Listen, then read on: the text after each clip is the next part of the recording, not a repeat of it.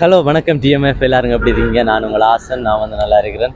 இன்றைக்கு வந்து பார்த்தீங்கன்னா ஒரு வளமை போல் அப்படி வந்தோம்னா ஒரு 2-3 வீடியோ ஒரே தரத்தில் வந்து எடுத்துகிட்டு போயிருந்தாங்க. அதே போல் ஏற்கனவே ஒரு ஆட்டோ வீடியோஸ் எடுத்தாச்சு. அதுக்கப்புறமா வந்து பைக் வீடியோ நம்ம வந்து பார்த்துருக்கோம்.